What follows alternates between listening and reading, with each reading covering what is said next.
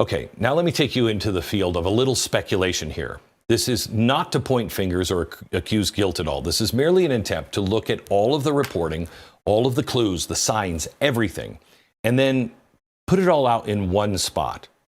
Because the question is, who was actually running our country for 4 years? Who was actually covering up for an incompetent president? Now, again, let me put this back into context. Here's that quote that I read to you at the top of the show from an unknown Biden aide. Remember, Biden, just had to win. Then he could disappear for 4 years. He'd only have to show proof of life once in a while. When you vote for somebody, you're voting for the people around them too. No. But let's say that were true. Who are these people? Because they, whomever they are, were responsible for quite a few things while the deep state president was eating pudding and going to bed before the sun was down. Let me just go through a few of the things that were disasters that happened. First of all, we had the COVID-19 vaccine mandates. Was he cogent at that point? Was he in charge of that? We had the collapse of our border and millions of unvetted foreign criminals invading our country. Was he doing that, or was that somebody else? The Afghan withdrawal and the death of 13 military members that he never even recognized. Did he or somebody else do that? The weaponization of the federal government that included surveillance of Catholics, pro-lifers, the jailing of grandparents, even the indictments, multiple, of a former president. Was he involved, or was he eating pudding? How about the rampant inflation that they continued to deny? Ukraine and Russia. The list is way too long, way too long. And now we have a couple of mainstream media accounts, insiders, official congressional inquiries are getting underway, and high-level Democratic whistleblowers. Who is really running the country in the past 4 years instead of the elected president? Okay, for speculation purposes and to check ourselves and check our thinking, we run things through artificial intelligence. We use Grok, GPT. We don't let them run. We come up with ideas and give it to them, see what it says, check it, and check our own thinking, okay? We asked it to analyze every single claim, speculation, insider report, congressional hearing, everything. Then we asked it to speculate on how a deep state president would be set as a cutout.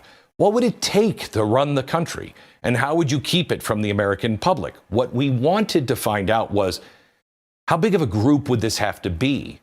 But it not only told us how, it also named each person as potential candidates for the entire operation. Again, this is speculation, so we're not condemning anybody or saying they did anything. But it said there were two groups of people within the White House that would be needed. And let me show you. I put it up on the chalkboard. The first group are who's making the decisions and the auto pin, okay? Who's running that.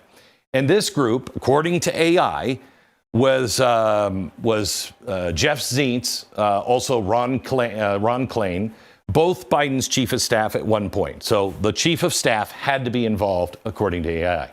It was Annie Tomasini. She was the deputy chief of staff. Then Neera Tanden, she was next. She was a domestic policy advisor.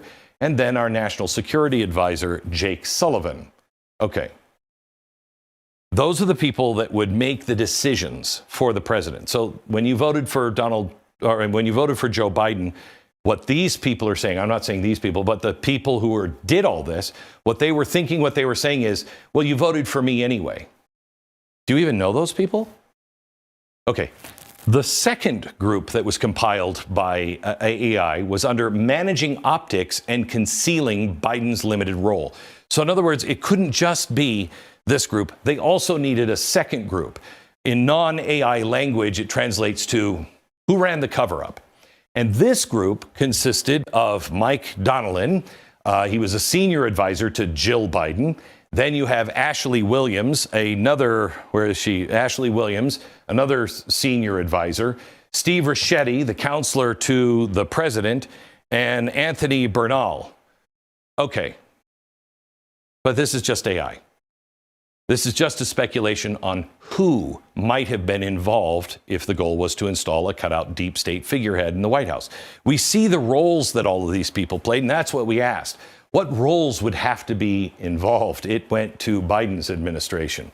Now, does any of this check out? I mean, is there anything other than speculation? All the recent reporting that began about a month after Biden lost to Trump. Well, we took every single mea culpa claim from the mainstream media, the recent book by Jake Tapper and Thompson, a few random insiders who are operatives for the other side, not my side, but the left, and even recent interview requests by Biden aides, by James Comer.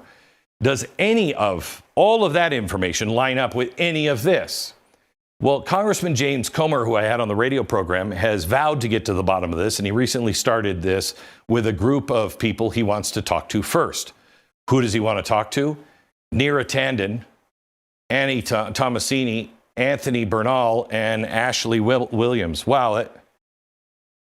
Wow. Okay, that's 4 for 4 on that one. So Comer, there's 4 of the names out of 4 on the list. Okay. I also spoke to Lindy Lee. She, as well as a few others, but she was a Democratic insider, former campaign advisor for Kamala Harris. She was very angry, and she named 2 names. She named Jeff, where is he? Jeff Zients and Annie Tomasini. Okay. 2 for 2 with her. I don't have her down. 2 for 2. Next, I labeled this one as opposition media, like the New York Times. Okay. In January, the New York Times released an article revealing how Biden's inner circle effectively hid how bad he had become. They listed a few names. Look at the chalkboard. Mike Donnellan, Steve Ricchetti, Annie Tomasini, and Anthony Bernal. Okay. I mean, sometimes AI is a little bit spooky, but this is getting ridiculous. 4 out of 4. Next, non-opposition media like the Wall Street Journal. Wall Street Journal came out with one of the more damning pieces back in December. It was stated that Biden was hardly even conversing with major cabinet members like Janet Yellen or Lloyd Austin. Instead, advisors were sitting in for the president during the cabinet meetings. Who were the advisors that the Wall Street Journal named? Mike Donnellan, Steve Ricchetti, Ron Klain, Annie Tomasini, Jake Sullivan. So they got 5 out of 5. And lastly, the book by Jake Tapper and Alex Thompson. Now, they interviewed over 200 people who were close to the president. This is his inner circle and others. This is not anybody like me.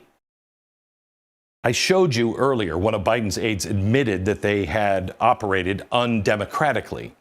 The book describes a situation where, as a Politburo, their words, not mine, Politburo, which is a Soviet cabal of elites at the very top that make all the decisions. This Politburo, as they called it, was in charge of the White House. And that signs of Biden's mental decline first appeared in 2019, as in before he became president. Now, the people in the book, the names that come up the most are, watch the chalkboard, Mike Donnellan, Ron Klain, Steve Ricchetti, and Bruce Reed. Well, Bruce Reed was Biden's deputy chief of staff for policy and is new to these lists, but taken at a whole, that's 3 out of 4. I don't know. I mean, this chalkboard could be the entire operation, from the policy implementation to the cover-up of the first deep state president. It is an interesting list, but only that. It is an interesting list.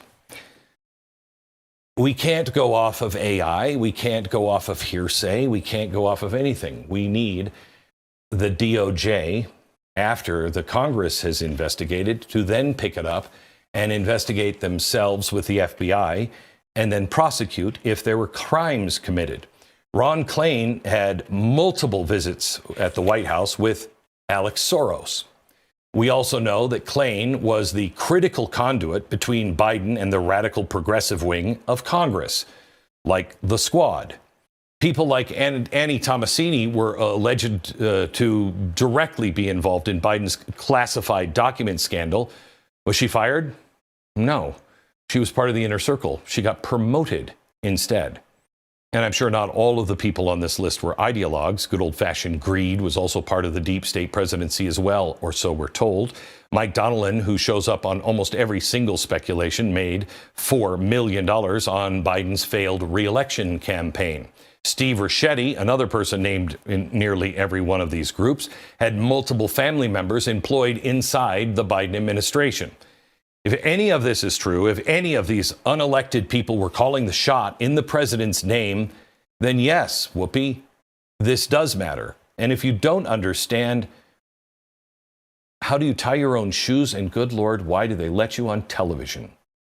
If Woodrow Wilson was the precedent for an incapacitated administration, the Clintons were the playbook for secrets and cover-ups, and Joe Biden was where they put everything together. Now, how far will they take the next one? Will a deep state appointed cutout president become the norm? If Congress and the DOJ do not follow through on this, it will be. And you absolutely can bet on that. And that's something that as a republic, a democracy, as they like to say, we cannot allow. We have to restore truth and justice. We must have a stable justice system and a stable government. Or no matter what we do with the big, beautiful bill, good or bad, no matter what happens, our economy will continue to fall apart. Because justice, real, equal, blind justice, is one of the big cornerstones that made America what America always was, but is not today.